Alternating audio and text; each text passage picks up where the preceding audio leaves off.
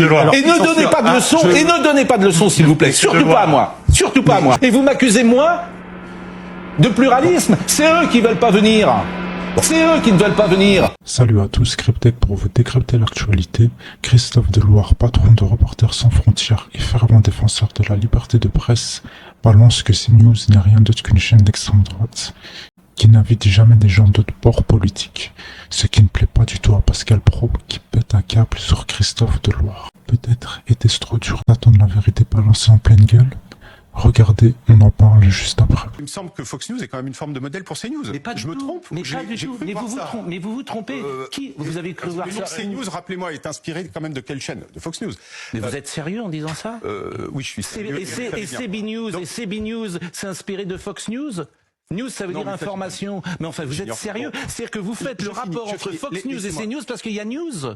Non, mais enfin, on est. Je vous assure, faut que vous. Le rapport entre Fox News et CNews, mais il y en a pas. C'est exactement les mêmes chaînes. Mais enfin, c'est exactement la même chaîne. Vous êtes en plein délire. Mais vous regardez Fox News. Parlons de. Vous regardez Fox News. Est-ce que vous regardez Fox News? J'ai regardé l'autre jour. Vous pouvez me citer deux. J'ai regardé l'autre jour l'interview par Tucker Carlson, l'ancienne star de Fox News. Il y est plus. Vous pouvez me citer deux journalistes de Fox News. Vous pouvez me citer deux journalistes de Fox News. Mais je peux pas vous citer deux journalistes. Parce que vous ne regardez pas Fox News. Je ne regarde pas tout le temps Fox News. Je peux. Mais vous ne savez pas ce qu'est Fox News. Vous ne savez pas. Vous dites n'importe quoi, monsieur.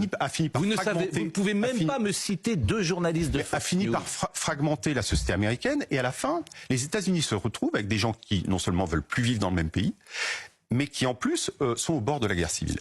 Est-ce que c'est ce que vous voulez? Ou est-ce qu'au contraire, et Pascal Pro, c'est n'importe quoi. Excusez-moi, Fox News, ça n'a rien à voir avec CNews. Vous citez un ancien journaliste de CNews, de Fox News, en disant, vous voyez bien. Écoutez, vous êtes complètement à côté de la plaque. Je sais pas ce qui vous a pris. J'ai l'impression que vous avez dit une connerie, vous voulez pas revenir dessus et vous vous enfoncez parce que c'est Reporters sans frontières et pour la censure. C'est emmerdant. Je vous assure, moi je m'inquiète. Moi, c'est un naufrage que vous faites depuis une demi-heure. C'est un naufrage total. Je m'inquiète. Vous avez été nommé par le président de la République pour diriger les états généraux de la presse. Je vous assure, je m'inquiète. Je m'inquiète de votre nomination, de l'information. Je m'inquiète de votre nomination. Je ne comprends rien de ce que vous dites. Je ne sais pas dans quels médias vous avez travaillé. On nous apprend la clarté et la concision. Manifestement, on ne vous l'a pas appris. Vous êtes dirigeant du CFJ également, vous dirigez le centre de formation des journalistes. C'est effrayant ce que j'entends depuis tout à l'heure. Je pensais vraiment, en venant sur ce plateau, que vous auriez des arguments contre nous. Contre nous. Il n'y en a pas le début d'un argument. Et c'est vous qui allez piloter les états généraux de l'information. Mais c'est effrayant. Et c'est le président de la République qui vous a nommé. Est-ce qu'il y a un problème CNews selon vous? Mais moi je vous pose des questions simples. Vous attaquez CNews. Quel est pour vous le problème de CNews? Répondez à cette question. Quel est pour vous le problème de CNews? Est-ce qu'il y a un problème avec CNews, oui ou non? Oui, selon vous. Oui, alors quel est le problème? Je vais dire oui. Quel est le problème? Et qui n'est pas, ça n'est pas une question de ligne éditoriale. C'est une question qu'effectivement, dans l'audiovisuel, est prévu un pluralisme interne. C'est-à-dire que sur chaque antenne, en audiovisuel, et particulièrement en télévision, on doit entendre des opinions différentes et une grande diversité. Et vous trouvez qu'il n'y a pas des opinions différentes? C'est ce que prévoit la loi et jusqu'à présent, c'est ce que l'Arcom et vous trouvez par exemple, que sur CNews, ça c'est pas le cas? De fait, le spectre politique est relativement restreint. Alors qu'est-ce que restreint? Honnêtement, vous en conviendrez. Monsieur Dart, alors j'imagine que le débat ici va être extrêmement contradictoire. Mais bien sûr. Mais moi je vous posais une question. Quand Madame Binet, Sophie Binet, voit un micro de CNews et qu'elle refuse de parler, je fais comment? Quand j'invite Sandrine Rousseau tous les jours et qu'elle ne vient pas, je fais comment? Et quand j'invite Jean-Luc Mélenchon tous les jours et qu'il ne vient pas, je fais comment? Ces gens-là ne veulent pas venir. Et vous savez pourquoi ils veulent pas venir? Parce qu'ils veulent pas parler à Éric Nolot. Ils veulent pas parler à Madame Dornelas. Ils refusent la conversation. Et vous m'accusez, moi, de pluralisme? C'est eux qui veulent pas venir. C'est eux qui ne veulent pas venir. Alors quand monsieur Mélenchon, sur tous les plateaux, il ne veut pas parler avec Nolot. Pourquoi? Parce que Nolot est très intelligent et il va le mettre en difficulté. Peut-être.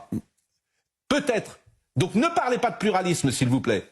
Et ne parlez pas de démocratie. Mais monsieur Deloire, et ne donnez pas de leçons, et ne donnez pas de leçons, s'il vous plaît. Surtout pas à moi. Surtout pas à moi. Je vous pose des questions depuis un quart d'heure. Il n'y a pas l'ombre d'une réponse dans vos questions. Monsieur Deloire, écoutez, je me demande. Attendez une seconde.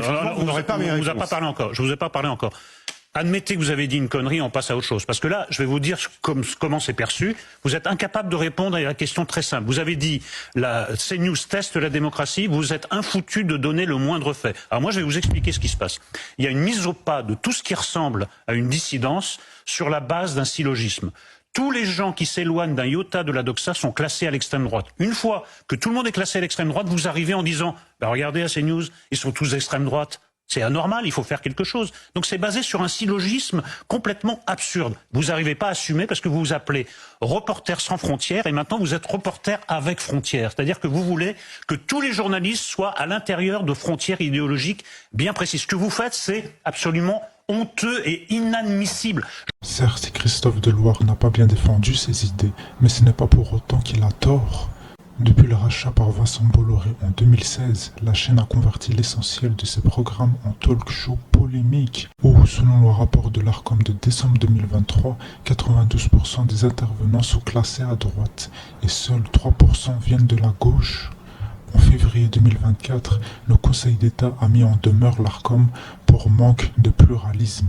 Et en novembre 2024, l'Arcom a infligé à CNews une amende de 150 000 € pour diffusion de propos partiels sur l'avortement et l'islam. Une étude du Centre de recherche sur l'information et la démocratie de janvier 2024 a montré que 70% des sujets étaient traités sous un angle conservateur, avec des punchlines systématiques pour enflammer le débat et des sujets recyclés en boucle. Islam, musulman, voile, islam, musulman, voile, islam, musulman, voile, toute l'année. Les gens qui ne sont pas confortables avec cette identité nationale, la façon dont elle s'exprime, et la façon dont elle s'exprime, ils n'ont qu'à sortir de notre pays. Il faut criminaliser l'idéologie. Il y a une guerre idéologique qui est à mener. Nous devons imposer ce que nous sommes, et si les gens, ça ne me plaît pas, eh bien, ils n'ont qu'à dégager. La France a déjà malheureusement changé, ça se voit visuellement. On n'a jamais eu autant de filles, jeunes d'ailleurs, voilées dans nos villes. On a laissé les gens entre eux, on leur a donné de l'argent et ça n'a absolument servi à rien. On est un peu assez d'entendre, y compris maintenant, si vous voulez, que d'un côté, il y a des millions de musulmans pacifiques et de l'autre côté, un méchant islamisme. Parce que ça, c'est un mauvais diagnostic. Notre problème, c'est que l'islamisme est à l'intérieur de l'islam. Si vous ne combattez pas, si vous voulez, ce que d'ailleurs le président appelait le séparatisme, et si vous ne reconnaissez pas qu'il concerne beaucoup de musulmans qu'on pense pacifiques, qui sont il y a un problème encore plus grave et encore plus massif, c'est qu'il y a plein de gens qui ont la nationalité française. Ils sont juridiquement français comme vous et moi. Ce qui prouve bien qu'ils ne sont pas, ils sont pas compatibles avec notre mode de vie, qui est la liberté d'expression. Il faut que ces gens sortent de la société. Je veux dire, maintenant, nous avons sur notre sol des millions de gens, si vous voulez, qui refusent, qui détestent la France. Il faut le dire comme ça, qui détestent son histoire, ses valeurs, notre mode de vie. Ce mode de vie.